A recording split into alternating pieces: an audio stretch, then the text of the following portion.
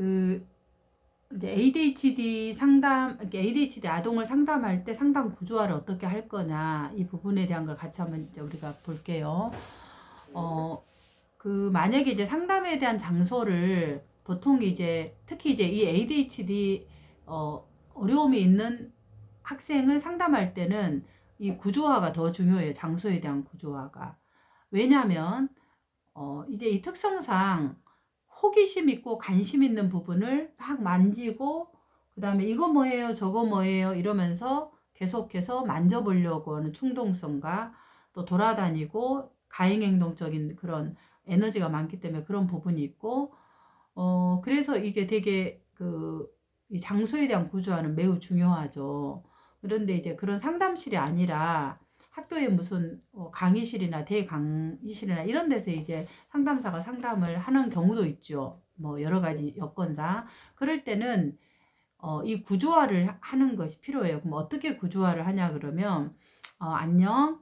자, 이제 우리가 보통 상담 구조하는 거 똑같이 하는데 선생님하고 일주일에 한 번 목요일 날 1시에 여기서 만날 거야. 근데 이제 원래 우리가 상담실에서 만나는데 학교에 상담실이 지금 뭐 여러 상황이 있어서 이 회의실 이곳을 너와 내가 목요일 1시부터 1시 40분까지는 아니면 화요일 뭐 12시부터 12시 40분까지는 철수하고 선생님하고 아니면 영희하고 선생님하고 이야기하는 이야기 방이 될 거야. 뭐 상담실이 될 거야. 근데 여기에서 이제 이 방은 우리가 이야기 방이니까 이야기 방에 규칙이 있어요. 그래서 이제 뭐 비밀 보장, 예예 이런 걸 얘기를 하는 거죠. 그런데 이 방은 뭐 월요일 날 3시에 뭐 영희하고 민들레하고 선생님하고 이야기 방이 되지만 이때가 아니고 보통 이제 다른 날 요일에서는 이야기 방이 아니라 그냥 전체 학교의 학생들이 사용하는 뭐 회의실이나 방송이 될 수도 있을 거야.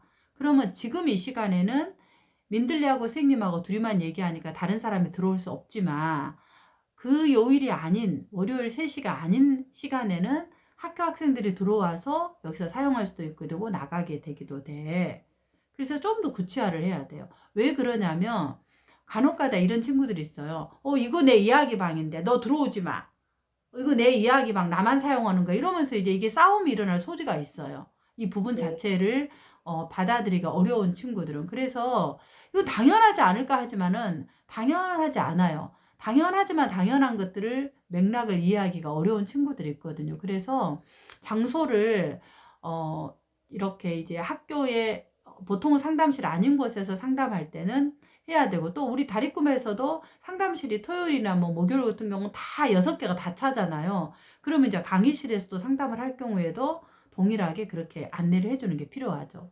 그 다음에 내가 찾아가는 상담을 만약에 가정집에 가서 하게 될 경우에도 동일하게 이 장소에 대한 구조화를 해요. 여기는 원래 너희 집이지만은 너하고 내하고 상담을 한 월요일 3시에는 이곳이 거실이 아니라 상담하는 상담 장소가 되는 거야. 그래서 테이핑으로 딱 해서 상담 장소를 이렇게 구조화 선을 해 놓은 게 필요해요.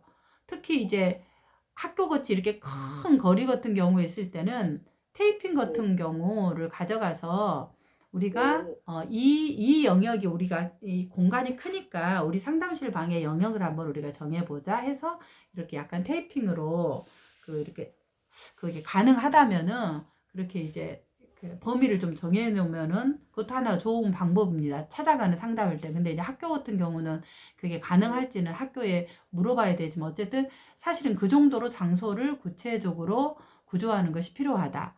그다음 두 번째는 어떤 구조가 더 추가적으로 해야 되냐면은 이제 이 친구들이 감정이 굉장히 롤러코스터를 많이 타요. 그래서 기분이 좋을 때는 호로로로로로 막 이러면서 막 춤을 추고 막 이렇게 하고 기분이 또 안 좋을 때는 아주 바닥을 치면서 다운이 돼요.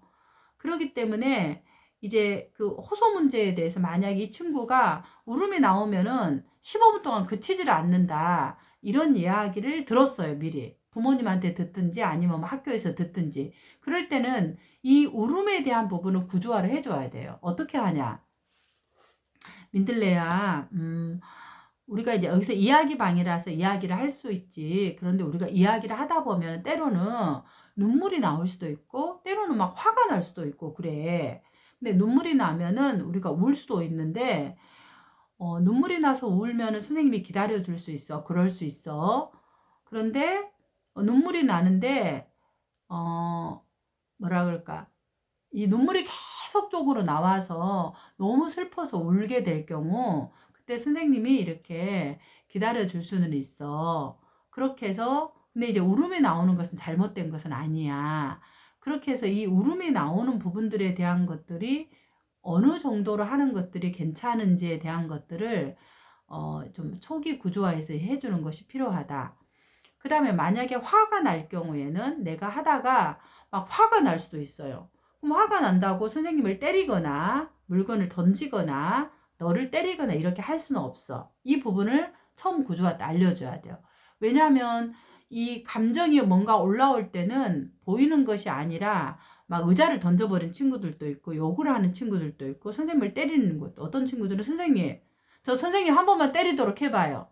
선생님 발 내봐요. 내 쌤 한번 때려도 돼요. 이러면서 이제 막 쌤을 때리려고 이제 관계가 좀 라포가 형성되어지면은 그렇게 이제 물어보는 친구도 있고 또 어떤 친구들은 되게 이제 성적인 이런 부분들을 선생님한테 얘기를 하는 경우도 있어요. 대부분 이성일 경우에는. 그래서 선생님, 제가 선생님 다리 한번 만져봐도 돼요? 뭐 가슴 한번 만져봐도 돼요? 이렇게 이제 요구하는 친구들도 있다고 하는 거예요. 그래서 이 구조화할 때 그런 부분들을 이 호소 문제에 대한 부분에서 명료하게 하는 것이 있다. 아무리 화가 나도 선생님을 때리거나 너를 때리거나 던지거나 이렇게 할 수는 없단다. 이 부분을 짤막하게 한 문장 정도는 구조화를 하는 것이 아동 상담에서는 필요하고 특히 ADHD 아동일 때는 더더욱 그렇다. 왜냐하면 이제 감정 조절에 대한 부분이 들어가니까. 그 다음에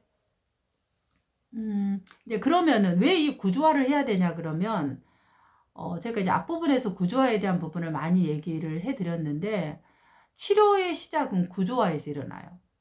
근데 특히 ADHD의 치료는 구조화에서 시작하고 구조화에서 끝난다. 이 정도로 얘기가 될 정도로 구조화가 중요해요.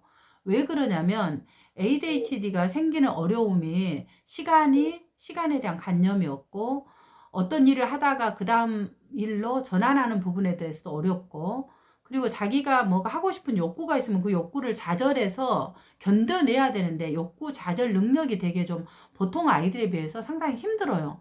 그러니까 내가 뭐가 하고 싶으면 거기에 몰두돼 있기 때문에 그 부분을 전환하는 부분에서 어려운 거예요. 이 모든 것들 지금 내가 뭘 해야 되고 하지 말아야 되고 이제 쉬는 시간이니까 수업 시간 책을 내야 되고 이런 전환들이 되어야 사실 학교에서는 수업이 이루어지는데 내가 쉬는 시간에 레고를 갖고 놀았다. 그러면 그걸 계속 갖고 놀고 싶어 하는 습성이 더더욱 많다는 거예요. 다른 아이들보다. 다 그러겠지만. 근데 보통 이제 선생님들이 자, 우리 이제 지금은 산수 시간입니다. 자, 우리 산수책 78페이지를 펴보세요. 이렇게 이제 하면 대부분, 싫어요. 이러면서 펴요. 그렇지만 이 부분들이 전환이 안 들어가져요. 그래서 많은 이제 부모님들이 얘가 기가 먹었나? 내 말을 듣고 있나? 안 듣고 있나? 그래서 고의성을 의심하게 되고 제가 나한테 반항한다고 생각하게 돼서 상당히 이제 상담사나 그 부모 입장에서 교사나 오해를 할 경우가 많다라는 거죠. 근데 이제 이 아동들 같은 경우는 억울하는 거죠. 그래서 이제 이런 기본적인 심리적인 구조나 특징들을 이해하는 것이 필요합니다. 그러면 이제 이런 구조화가 왜 필요하냐면 지금 말하는 이런 이제 그 어려움들이 사실은 이 뇌의 전두엽에 실행 기능이 있어서 이 실행 기능이라는 게 지금 말하는 전체 오케스트라와 같은 거를 하잖아요. 지금 뭘 해야 되고 하지 말아야 되고 참아야 되고 예견해야 되고 이게 끝나면 어떻게 해야 된다. 보통 이런 우리 이제 실행 기능, 전두엽의 기능이 있으니까 고차 학문인 고등학교 때부터의 그런 추상적인 피타고라스를 공부를 하게 되는 거죠. 근데 이런 실행 기능이 보통보다 훨씬 많이 떨어져 있어요. 기능을 하는 부분에서. 그래서 구조화가 어려운 거예요. 그래서 선생님이 이제 매번 상담할 때마다 안녕, 오늘 우리 상담을 40분을 할 거야. 자, 지금 시계를 보니까 1분이네.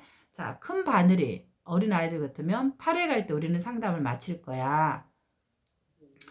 근데 이제 하다가 내가 너무 좋아하는 것이 있다 하더라도 시간이 되면 우리가 맞춰야 돼. 그래서 정시에 시작하고 정시에 끝나는 게 매우 중요해요. 아무리 재미있어도. 왜냐하면 욕구의 좌절 능력이 없기 때문에 그런 것들을 정확하게 이제 하는 것이 굉장히 이제 이 아이들에게 치료적이라는 거죠. 그래서 이제 이 구조화를 이 지금 말하는 부분들을 포함시키는 것이 필요하다고 볼 수 있습니다.